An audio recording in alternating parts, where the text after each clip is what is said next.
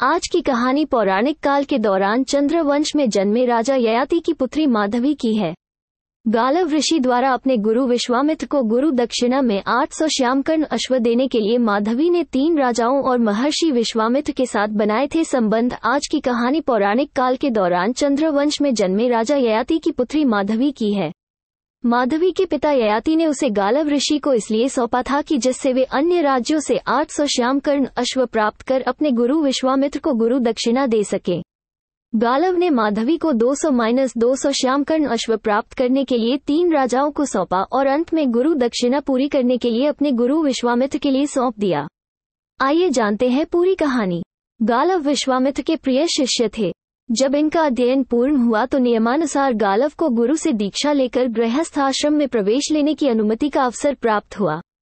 तभी गालव ने सोचा कि यही समय है अपने गुरु के प्रति अपनी गुरु भक्ति और अपार श्रद्धा का व्यक्त करने का। विश्वामित्र गालव की स्थिति जानते थे।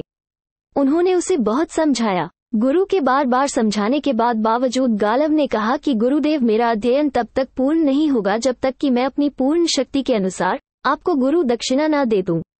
ऐसा सुनकर गुरुदेव विचलित हो उठे और उनका धैर्य समाप्त हो चुका था।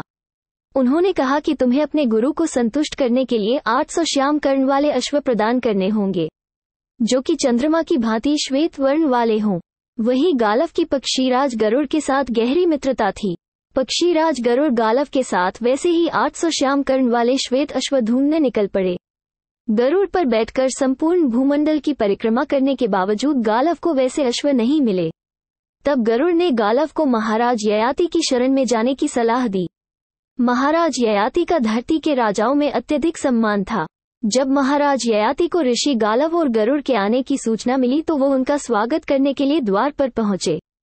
गरुड़ ने राजा ययाति को गालव के बारे में बताया कि गालव को अपने गुरु विश्वामित्र को 800 श्यामकर्ण वाले श्वेत अश्व देने हैं, आप इनकी मदद करें। महाराज ययाति अपने मित्र गरुड़ की बात सुनकर प्रसन्न हुए, लेकिन वे सोच में पड़ गए क्योंकि उनकी स्थिति अब वैसी नहीं थी जैसी गरुड़ सोच रहे थे। अनेक राजसी व्ययों और यज्ञों में उनका कोष खाली हो चुका था। तब उन्होंने अपनी पुत्री माधवी को समर्पित करते हुए कहा कि मेरी पुत्री दिव्य गुणों से अलंकृत है। मेरी पुत्री को लेकर आप अन्य राजाओं के पास जाइए।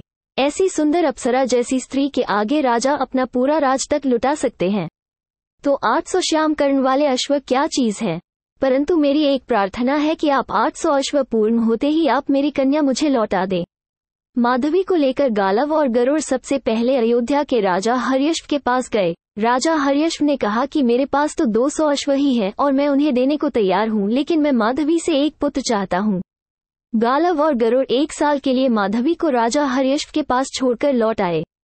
1 साल बाद जब राजा ने उन्हें 200 अश्व दिए और माधवी को लौटाया तो वो कुछ समय के लिए अश्व वहीं छोड़कर दूसरे राजा काशीराज, देवोदास और भोजराज उशीन के पास गए और उसी प्रकार उन राजाओं ने भी यही शर्त रखी थी कि उन्हें माधवी से एक संतान चाहिए। इस तरह 3 साल बीत गए और अब गालव के पास 600 अश्व थे और पूरी धरती पर अब श्यामकर्ण वाला एक भी अश्व नहीं था और साथ ही गुरु विश्वामित्र को दी गई अवधि भी समाप्त हो चुकी थी। अब गरुड़, गालव और माधवी ऋषि विश्वामित्र के पास पहुंचे और उन्हें 600 श्यामकर्ण अश्व देते हुए कहा कि गुरुदेव आप इन्हें स्वीकार करें और बाकी 200 अश्वों के शुल्क के स्थान पर माधवी को स्वीकार करें। गुरु विश्वामित्र मान गए और उन्हें भी माधवी से एक पुत्र की प्राप्ति हुई, जो उस दौरान अष्टक के नाम से प्रसिद्ध हुआ।